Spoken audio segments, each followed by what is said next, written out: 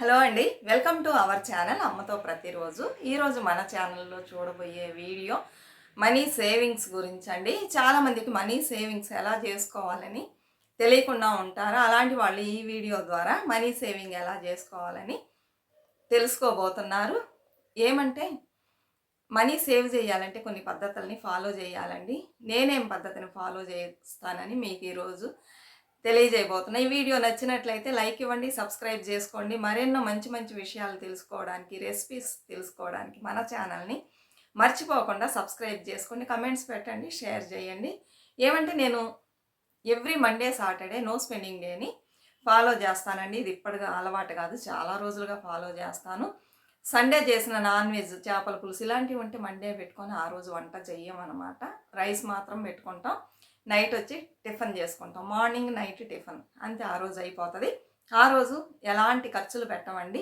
Next వీకెండ్లో Saturday వస్తుంది కదా, ఆ రోజు ఏం చేస్తామంటే ఇంట్లో వెజిటేబుల్స్ ఉంటాయి కదా, వాటితోనే సరిపుచ్చుకోవాలి. సాటర్డే బయటకు వెళ్ళి ఏమీ కొనకూడదు. ఇది మిమ్మల్ని ఫాలో చేయమని చెప్పట్లా, నేను ఎలా చేస్తానని చెప్తున్నా. మీకు నచ్చినట్లయితే ఫాలో చేయండి, లేకపోతే లేదు. సేవింగ్ చేయాలని కొంతమందికి థాట్స్ ఉంటుంది, అందుకని తినకుండా చేయకూడదు. మన ఇంట్లో ఉన్న వాటితోనే శుభ్రంగా చేసుకోవాలి. మా ఇంట్లో ఎప్పుడు ఉర్లగడ్డ, కంద ఇలాంటివి ఎప్పుడు స్టాక్ ఉంటూనే ఉంటాయండి. నేనేం చేస్తాను, వీకెండ్లో ఇలాంటి ఇప్పుడు ఒక సాంబార్ పెడతాను, సింపుల్ సాంబార్ అనమాట. దానికి పొటాటో కానీ కంద కానీ ఫ్రై చేస్తా, అయిపోయింది. మజ్జిగ ఉంటుంది, పెరుగు ఉంటుంది, రసం ఉంటుంది, పచ్చళ్ళు ఉంటాయి. ఏది కావాలో అది వేసుకొని తింటారు ఆ రోజు. నైట్ టిఫిన్ అనమాట. లేకపోతే అన్ని వెజిటేబుల్స్ వేసి ఒక పులుసు లాగా చేసేస్తాను. వడియాలు, అప్పడాలు ఇవన్నీ ఉంటాయి కదా, వాటిని వేపుకొని పులుసుకి అవే బాగుంటుంది కాంబినేషన్, తింటాము. లేదా ఇంకేమైనా కర్రీ చేయమని చేస్తా. అయితే ఆ 2 రోజులు మండే సాటర్డే మాత్రం బయటకు వెళ్ళి ఒక్క పైసా అంటే ఒక్క పైసా కూడా ఖర్చు పెట్టామండి, వీలున్నంత వరకు. ఇంకా ఎమర్జెన్సీ అంటే చెప్పలేము. ఇలా కొనేవి వెజిటేబుల్స్ కానీ గ్రాసరీస్ కానీ ఇలా కొనాలని చెప్పేసి అస్సలంటే అస్సలు బయటకు వెళ్ళాం. దీనివల్ల నాకు 50 రూపీస్ వరకు సేవ్ అయ్యింది. వెజిటేబుల్స్ అంటే 50 రూపీస్ వరకు సేవ్ అయ్యింది. మిగిలిందంటే ఇంకొంచెం సేవ్ అవ్వచ్చు. అప్పుడు 1 వీక్లో ఈజీగా 100 రూపీస్ సేవ్ అవుతుంది కదా. మండే ఖర్చు పెట్టాం, సాటర్డే ఖర్చు పెట్టాం, అప్పుడు 100 రూపీస్ సేవ్ అవుతుంది. అలానే నేను ప్రతిరోజు నాకు ఇచ్చిన వెజిటేబుల్స్ని 30తో డివైడ్ చేసుకుంటా, మనీని చేసుకొని ఒక రోజుకి 50 రూపీస్ పెట్టుకుంటానమాట. పెట్టుకొని ఖర్చు పెడుతూ ఉంటాను. ఈ 2 రోజులు నేను ఏం ఖర్చులు పెట్టకపోవడం వలన నాకు 100 రూపీస్ సేవ్ అయింది. అలానే సండే కూడా మనం ఎక్కడ చీప్గా దొరికిద్దో నాన్ వెజ్ అక్కడికి వెళ్ళి హోల్సేల్ కొట్టుకెళ్ళి తెచ్చుకుంటే అందులో కొంత మనీ సేవ్ అయింది. ఇలా మనం మనీని సేవ్ చేసుకున్నట్లయితే బోల్డ్ మనీ సేవ్ అయిద్దండి. నేను ఈ సాటర్డే, రేపు సాటర్డే కదా, ఎలాంటి కర్రీ చేస్తాను అని చెప్పేసి లాస్ట్ వీకే తీసి పెట్టానండి వీడియోని. అది చూపిస్తాను మీకు, ఎలా అన్నీ చేసి మనీని సేవ్ చేస్తానని. నచ్చినట్లయితే తప్పకుండా సపోర్ట్ చేయండి. ఛానల్ని కొత్తగా చూసేవాళ్ళు సబ్స్క్రైబ్ చేసుకోండి. ఇప్పుడు మనం వెళ్ళి ఆ వంట ఏంటని చూద్దాం. ఎలాంటి వంట చేశాను, ఎలా అడ్జస్ట్ చేశాను, ఎలా మనీ సేవ్ చేశామని చూద్దాం రండి. హలో అండి, ఈరోజు నో స్పెండింగ్ డే అనమాట, సాటర్డే. దానికి నేను ఇంట్లో ఉన్న వెజిటేబుల్స్తోనే సింపుల్గా ఒక కర్రీ చేస్తున్నానండి. ఒక మునక్కాయ ఉంది, అలానే ఒక పెద్ద పొటాటో ఉంది, ఉల్లిపాయలు ఉంటాయి, టమాటాలు ఉంటాయి మన ఇంట్లో. వీటిని కట్ చేసి పెట్టుకొని పులుసు చేయబోతున్నానండి ఈరోజు. పులుసు, దానికి నంచుకోవడానికి వడియాలండి, పెరుగు ఉంది, రసం ఉంది. ఇంట్లో అడిగితే చాలన్నారు అంతే. ఇప్పుడు మనం ఒక కూర, ఒక వేపుడు చేయాలంటే ఎలా లేదన్నా 40 రూపీస్ అవుతుంది. ఈరోజు నాకు 40 రూపీస్ మిగిలిద్ది, అది నేను సేవింగ్స్లో వేస్తానండి. ఈ పులుసు ఎలా చేయాలని చూద్దానండి.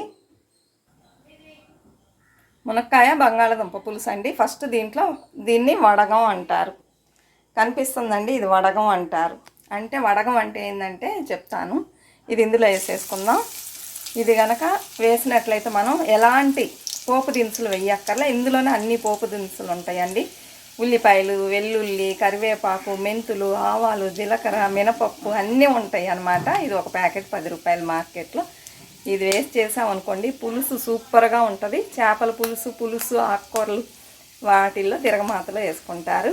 సాంబార్లో, పప్పులో వెయ్యరండి, బాగోదు.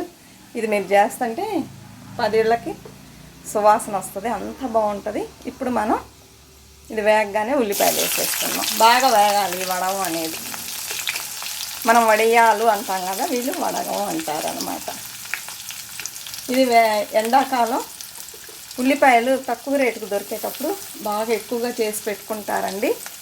ఇది 22 రోజుల నుంచి 40 రోజుల వరకు ఎండబెడతారు. ఇప్పుడు 22 రోజుల వరకు ఎండబెడుతున్నారు. ఎండలు బాగున్నాయి కదా, ఎవరైనా చేసుకోవచ్చు. ఇంకా మనం ఎలాంటి పోపు దినుసులు వాడాల్సిన అవసరం లేదండి. ఉల్లిపాయలు వేగాలి, అందులోనే కరివేపాకు కూడా ఉంటుంది. నేను కొంచెం వేస్తున్నానండి. ఈ ఉల్లిపాయలు వేగేటప్పుడే మునక్కాయలు కూడా వేసుకోండి, అప్పుడే తొందరగా మగ్గిపోతుంది మునక్కాయ.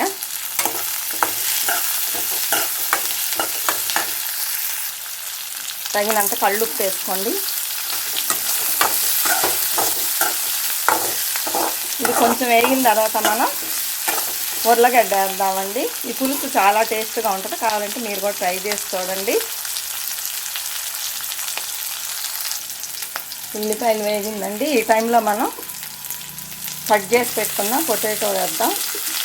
ఇది నేను తోలు తీయకుండానే వేసానండి. తోలు తీయకుండా వేస్తే టేస్ట్ బాగుంటుంది. అయితే బాగా కడుక్కోవాలి, 1కి 4 సార్లు. మట్టి ఏమన్నా ఉంటే బాగా రుద్ది కడగండి. ఇందులో మట్టి ఏమీ లేదు. ఈ రెండు ఇలా వేగుతూ ఉండనియండి. కొంచెం సేపు తర్వాత టమాటో వేద్దాం. ఇప్పుడు కొంచెం పసుపు వేసుకుందామండి.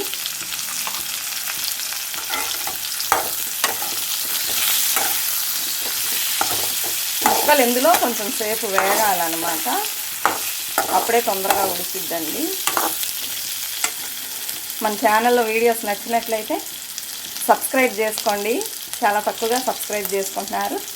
ముందు మంచి మంచి వీడియోస్ వస్తాయి చెప్తున్నారు. ఏమండి మంచి వీడియోస్ అనుకోవచ్చు, మంచి వీడియోసే కొంచెం టైం పట్టిద్దండి. మీరు అనుకుంటే తొందరగానే సక్సెస్ అయ్యిద్ది. సరేనా, చూసి సపోర్ట్ చేయండి. కొంచెం వేగినాయండి. ఈ టైంలో మనం 1 టమాటో వేసుకుందాం. వేసేసి ఇది కూడా నూనెలో వేగాలండి.